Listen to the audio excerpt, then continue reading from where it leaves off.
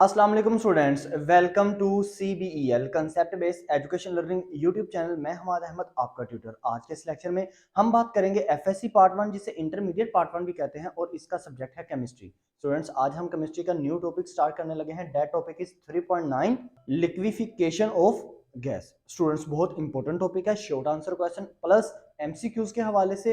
आप चाहे NTS test में हैं, चाहे आप एनुअल एग्जामिनेशन दे रहे हैं किसी भी बोर्ड से रिलेटेड, तो आपको इस टॉपिक को समझना बहुत ज्यादा जरूरी है। टॉपिक को स्टार्ट करने से पहले आप स्टूडेंट से ये रिक्वेस्ट है, चैनल को सब्सक्राइब करें, वीडियोस को लाइक करें और इन वीडियोस को ज्यादा से ज्यादा अपने फ्रेंड्स में शेयर करें ताकि स्टूडेंट्स आपके साथ साथ उनका भी बेनिफिट हो। तो स्टूडेंट्स, हमारा जो टॉपिक है वो है लिक्विफेक्शन ऑफ गैसेस। देखिए स्टूडेंट्स, मैं दो वर्ड्स में आपको इसकी डेफिनेशन बताता हूं। जब हम किसी भी गैस को लिक्विड के अंदर कन्वर्ट कर देते हैं ना, तो इस अमल को कहते हैं लिक्विफेक्शन ऑफ गैसेस। अब आप स्टूडेंट्स ये सोच रहे होंगे कि सर सॉलिड को लिक्विड में कन्वर्ट करना तो बहुत ज्यादा इजी है, लेकिन ये गैस कैसे लिक्विड में कन्वर्ट होगी? तो स्टूडेंट्स, सबसे पहले हम इसकी डेफिनेशन लिखते हैं, फिर मैं आपको होल प्रोसीजर समझाता हूं। तो इसकी डेफिनेशन क्या हुई? Definition definition it is an process in which gas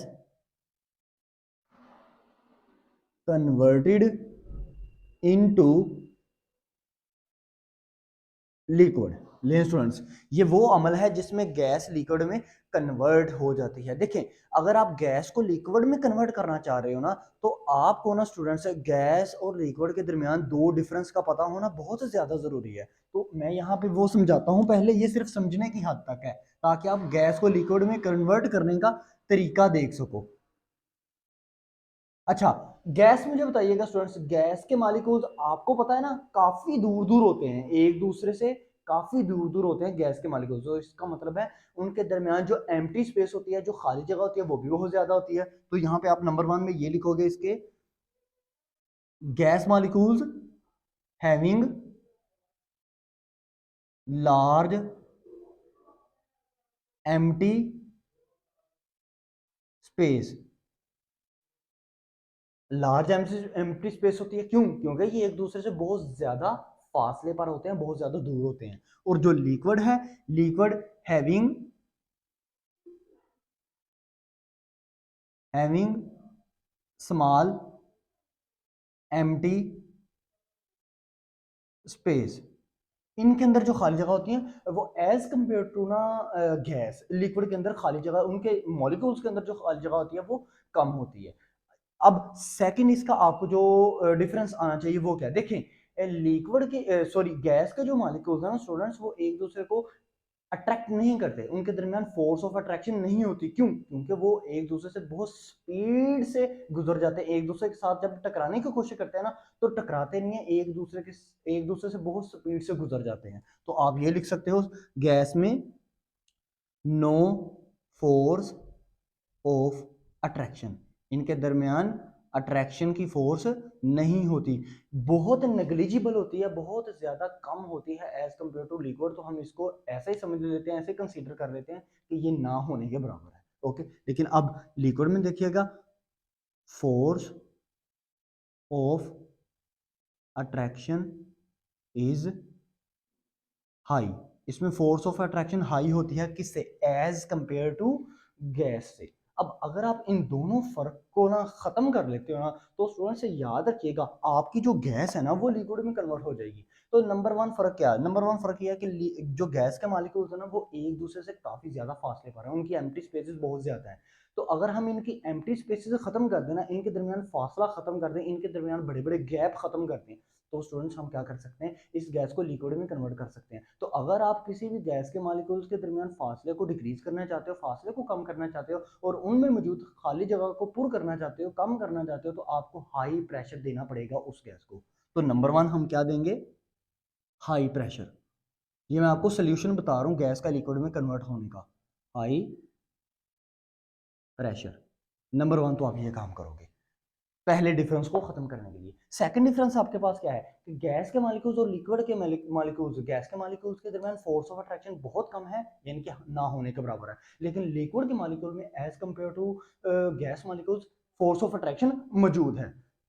तो स्टूडेंट्स, अगर आप फोर्स ऑफ अट्रैक्शन को इन गैस के मॉलिक्यूल्स को एक दूसरे से अट्रैक्ट करना चाहते हो, मतलब इनके दरमियान जो अट्रैक्शन की फोर्स है ना वो लाना चाहते हो, मतलब इंटरमॉलिक्यूलर फोर्सेस लाना चाहते हो इन गैस के मॉलिक्यूल्स में, तो पहले ये समझो ये गैस के मॉलिक्यूल्स के दरमियान फोर्स ऑफ अट्रैक्शन होती क्यों नहीं?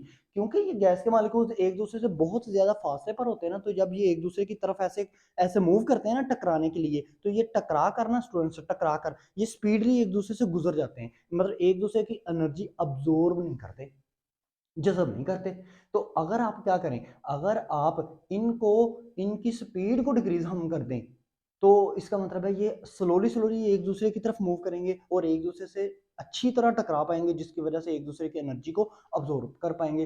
तो इसका मतलब ये हुआ कि हम स्पीड को डिक्रीज कैसे कर सकते हैं, अगर हम इनकी काइनेटिक एनर्जी डिक्रीज कर दें। तो काइनेटिक एनर्जी कैसे डिक्रीज हो सकती है? अकॉर्डिंग टू केएमटी पासो नंबर 8, केएमटी का पासो नंबर 8 हमें ये बताता है कि काइनेटिक एनर्जी जो है वो डायरेक्टली प्रोपोर्शन किसके है? एब्सोल्यूट टेम्परेचर के। तो अगर हम टेम्परेचर बढ़ाएंगे काइनेटिक एनर्जी बढ़ेगी, अगर हम टेम्परेचर कम करेंगे काइनेटिक एनर्जी कम होगी। इसका मतलब है अगर काइनेटिक एनर्जी आप इन मॉलिक्यूल्स की, गैस के मॉलिक्यूल्स की कम करना चाहते हैं, क्योंकि ये एक दूसरे के साथ फोर्सफुली टकराएं, फोर्स क्रिएट करें, तो आपको टेम्परेचर कम करना पड़ेगा। तो इसका मतलब है लो टेम्परेचर, लो टेम्परेचर। दूसरा पॉइंट आपने ये किया, लो टेम्परेचर के ऊपर गैस के मॉलिक्यूल्स को रखें, इनके दरमियान फोर्स ऑफ अट्रैक्शन क्रिएट होगी। ले, ये ही दो स्टूडेंट्स ऐसे पॉइंट हैं जो आपके ये गैस के मॉलिक्यूल्स को, यानी कि आपकी गैस को लिक्विड में कन्वर्ट कर देंगे। ओके स्टूडेंट्स, अब ये तो हो गया एक प्रोसीजर जैसे मैंने आपको बता दिया, इसको अपने माइंड में रखिएगा, ये बहुत एक सिंपल सा प्रोसीजर है, मैंने आपके लेवल तक जाके आपको ना समझाने की कोशिश की है। देखिए, अब आपने ना तीन डेफिनेशंस को अपने माइंड में रखना, और इन ये तीन डेफिनेशन इतनी ज्यादा इंपॉर्टेंट है ना कि आपको हर साल पेपर में आते हैं किसी ना किसी बोर्ड में, और एनटीएस टेस्ट या एनुअल एग्जामिनेशन में इनके रिलेटेड एमसीक्यूज भी पूछे जाते हैं। तो उनमें नंबर 1 आपके पास डेफिनेशन क्या है? वो है क्रिटिकल टेम्परेचर। अब देखिए स्टूडेंट्स, क्रिटिकल टेम्परेचर क्या होता है? देखिए, वो टेम्परेचर वो लो से लो टेम्परेचर, देखिए ना, हमने गैस के मॉलिक्यूल्स को लिक्विड में कन्वर्ट करना है ना, गैस को लिक्विड में कन्वर्ट करना है, तो हमें लो टेम्परेचर करना पड़ेगा गैस के मॉलिक्यूल्स का। वो कम सा कम टेम्परेचर, वो लो टेम्परेचर जिसके ऊपर गैस के मॉलिक्यूल्स जो है ना वो लिक्विड में कन्वर्ट होना शुरू हो जाते हैं। जैसे मिसाल के तौर पर मैं आपसे बात करता हूँ कि गैस के मॉलिक्यूल्स ना, अगर मैं कोई भी, मेरे पास ये देखिए ये कंटेनर है, इसके अंदर गैस के मॉलिक्यूल्स हैं, तो अगर मैं ना इनको स्टूडेंट्स नीचे से टेम्परेचर देता हूँ, तो फर्ज करें मैंने 20 डिग्री सेंटीग्रेड टेम्परेचर दिया, तो ये अपनी गैस की हालत में रहे, ये लिक्विड में कन्वर्ट नहीं हुए। जैसे ही मैं 20 से 25, 25 से 30, 30 से जैसे ही मैं 31 करूंगा, और 31 से 31.5, सॉरी 31.1 डिग्री सेंटीग्रेड में अगर इन गैस के मॉलिक्यूल्स को टेम्परेचर देता हूँ ना, तो ये इस टेम्परेचर के ऊपर ना लिक्विड में कन्वर्ट होना शुरू हो जाते हैं, यानी कि 31 सेंटीग्रेड तक ना ये स्टूडेंट्स जो गैस के मॉलिक्यूल्स हैं ना, चाहे आप इनको 31 सेंटीग्रेड तक टेम्परेचर देते जाओ, ये गैस में ये लिक्विड में कन्वर्ट नहीं होते, ये गैस में ही रहते हैं, अपनी असल हालत में रहते हैं। लेकिन जैसे ही आप 31.1 डिग्री सेंटीग्रेड टेम्परेचर करते हो, तो ये गैस के मॉलिक्यूल्स लिक्विड में कन्वर्ट होना शुरू हो जाते हैं, और यही डेफिनेशन आप यहाँ पे लिखोगे। मैं आप की सिंपल वर्डिंग में लिखता हूं, जैसे आपको इजीनेस होगी। देखिए, critical temperature, the temperature the temperature which which which convert gas molecule into liquid, वो कम से कम टेम्परेचर जिसमें गैस के मॉलिक्यूल्स लिक्विड में कन्वर्ट हो जाते हैं, ऐसे टेम्परेचर को क्या कहते हैं?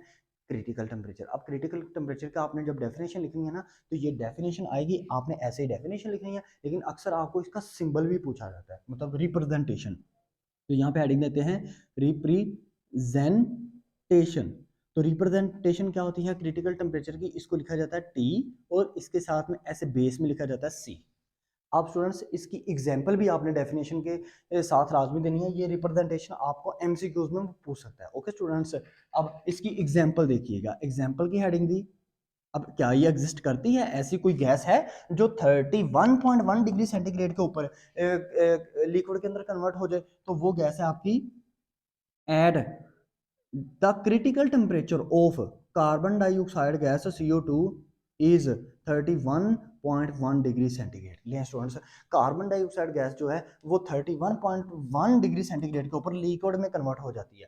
और ये आपको एमसीक्यूज भी आता है कि वो कौन सी गैस है जो 31.1 डिग्री सेंटीग्रेड के ऊपर लिक्विड में कन्वर्ट हो जाती है, या आपने ये बताना है कि कार्बन डाइऑक्साइड गैस जो है वो किस टेम्परेचर के ऊपर किस टेम्परेचर के ऊपर लिक्विड में कन्वर्ट हो जाती है। ये आपको एमसीक्यूज इस तरह पूछ सकता है डिग्री सेंटीग्रेड में। लेकिन अगर वो आपको बताए केल्विन में, बताओ कि in kelvin what is the critical temperature, मतलब केल्विन के अंदर क्रिटिकल टेम्परेचर क्या है, तो आप क्या करोगे, इस 31.1 के अंदर प्लस कर दोगे 273 केल्विन, तो ये आपका केल्विन में आंसर आ जाएगा। ओके स्टूडेंट्स, ये याद रखिएगा, ये एमसीक्यूज में आपको ये भी वो पूछता है और बहुत ज्यादा दफा एनटीएस टेस्ट में भी वो पूछता है।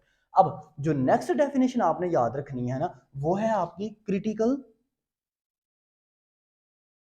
प्रेशर। अब देखिए क्रिटिकल प्रेशर किसे कहते हैं स्टूडेंट्स, एक बात याद रखिएगा, मैंने यहाँ पे लिखा गैस को अगर आपने कन्वर्ट करना है ना लिक्विड में तो हाई प्रेशर देने की जरूरत है। तो क्रिटिकल प्रेशर एक ऐसा प्रेशर है जिसके अंदर गैस के मॉलिक्यूल जो हैं वो कन्वर्ट हो जाते हैं, किसमें, वो कन्वर्ट हो जाते हैं लिक्विड के अंदर। तो वो प्रेशर कौन सा है, वो प्रेशर आपका है 93 ATM। अब देखें, अगर आप किसी भी गैस को ना 1 ATM के ऊपर टेम्परेचर देते हो, उसका टेम्परेचर रखते हो 1 ATM, तो कुछ भी नहीं होगा। 20 30 40 50 70 60 60 70 80 90 90 से 93 तक कुछ भी नहीं होगा। जैसे ही आप टेम्परेचर को 93 से बढ़ाओगे ना, तो स्टूडेंट्स आपकी वो गैस जो है वो कन्वर्ट होना शुरू हो जाएगी किसके अंदर, लिक्विड के अंदर। और 93 से पीछे पीछे तक वो गैस जो है अपनी ओरिजिनल स्टेट में रहेगी, ओरिजिनल हालत में रहेगी। तो इसी डेफिनेशन को हम बिल्कुल क्रिटिकल टेम्परेचर की तरह ही लिख लेते हैं। तो कैसे लिखोगे, क्रिटिकल प्रेशर क्या आता है, the pressure in which gas molecule are converted into liquid is called critical pressure. अब क्रिटिकल प्रेशर की ये डेफिनेशन आ जाए, आपने एग्जांपल भी साथ राज में लिखनी, लेकिन पहले रिप्रेजेंटेशन लिखते हैं जो कि आपको वो एमसीक्यूज में पूछता है। तो मैं इसकी लिखता हूं रिप्रेजेंटेशन, ये पी और साथ में छोटा सा सी। अब इसकी एग्जांपल क्या होगी, एग्जांपल आपने डेफिनेशन के साथ लाजमी लिखनी है। देखें, क्रिटिकल प्रेशर यानी कि P C of CO2 carbon dioxide gas is 93 ATM। लें स्टूडेंट्स, ये भी आपको एमसीक्यूज में पूछता है कि मुझे बताओ क्रिटिकल प्रेशर कितना होता है, 93 ATM, 70 ATM, 60 ATM या नन ऑफ दीज। तो आपने 93 के ऊपर टिक लगाना है। और आप ये भी वो इस तरह भी पूछ सकता है कि कार्बन डाइऑक्साइड को अगर आपने लिक्विड के अंदर कन्वर्ट करना है तो उसके लिए उसके अंदर उसके लिए कौन सा हाई प्रेशर की जरूरत है। तो आप वहां पे क्या लिखोगे, आप वहां पे लिखोगे 93 ATM। अब जो लास्ट में आपको एक डेफिनेशन है ना, जो लाजमी आपसे वो पूछता है, वो भी बहुत इंपॉर्टेंट है, वो है क्रिटिकल वॉल्यूम।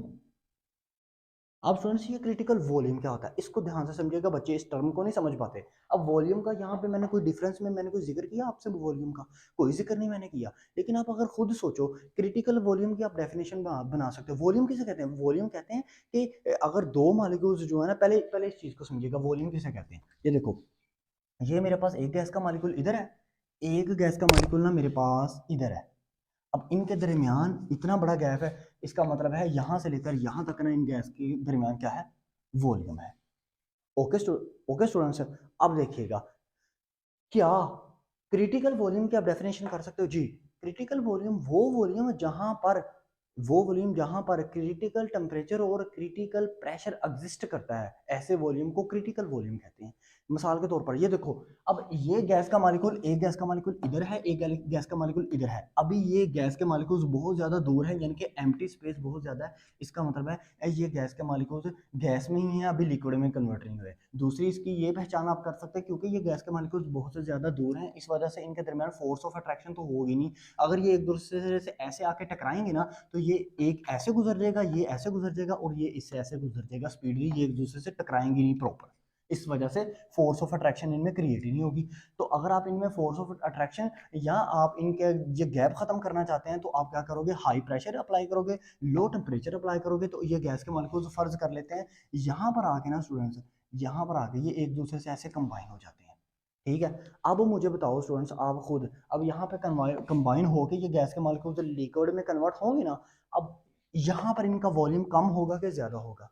कम होगा। यहाँ से यहाँ तक वॉल्यूम बहुत ज्यादा था, यहाँ ये इन दोनों का मॉलिक्यूल्स का वॉल्यूम देखो बहुत ज्यादा कम है। तो इस वॉल्यूम को देखें, वो वॉल्यूम जहां पर हमें क्रिटिकल टेम्परेचर भी मिलता है। ये देखिए, ये दोनों एक दूसरे के करीब क्यों आए हैं, क्योंकि हमने लो टेम्परेचर अप्लाई किया तो क्रिटिकल टेम्परेचर अप्लाई किया। ये दोनों मॉलिक्यूल्स एक दूसरे के करीब क्यों आए हैं, क्योंकि हमने हाई प्रेशर अप्लाई किया। इसका मतलब है हमने क्रिटिकल प्रेशर अप्लाई किया है। तो अगर हम क्रिटिकल टेम्परेचर और क्रिटिकल प्रेशर अप्लाई करें, तो हमें जो वॉल्यूम मिलेगा ना गैस के मॉलिक्यूल्स का, उसको हम क्या बोलेंगे, क्रिटिकल वॉल्यूम।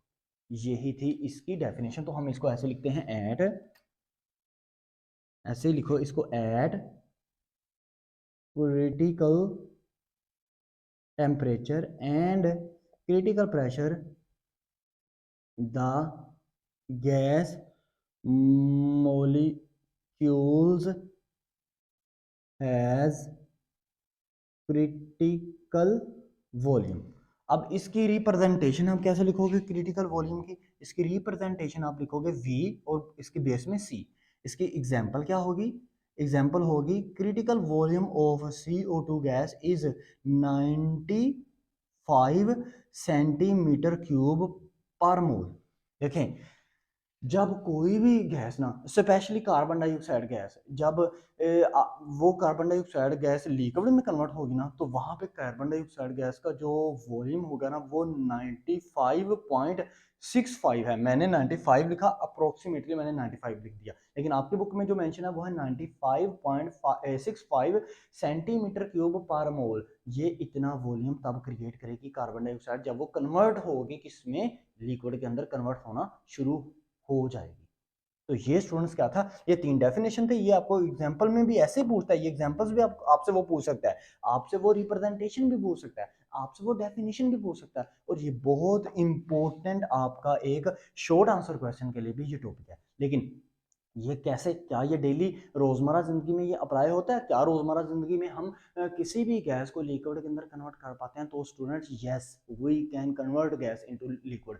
क्योंकि मैं आपको नेक्स्ट आने वाली वीडियो में ना, एक तो जॉर्ज थॉमसन इफेक्ट करवाऊंगा, दूसरा लेंस मेथड भी आपसे डिस्कस करूंगा, लेकिन उसके अंदर ही मैं आपको रोजमर्रा जिंदगी की एक ऐसी बेस्ट एग्जांपल दूंगा कि आपको खुद से आइडिया हो जाएगा कि हाँ वाकई एक गैस जो है वो लिक्विड में कन्वर्ट होती है। Okay students, I hope so आपको वीडियो अच्छी लगी होगी। वीडियो अच्छी लगी तो लाइक कीजिएगा, चैनल को सब्सक्राइब करें, क्योंकि इस चैनल के थ्रू आपको आपके लेवल तक जाके स्टडी करवाई जा रही है। अब तक के लिए इतना ही।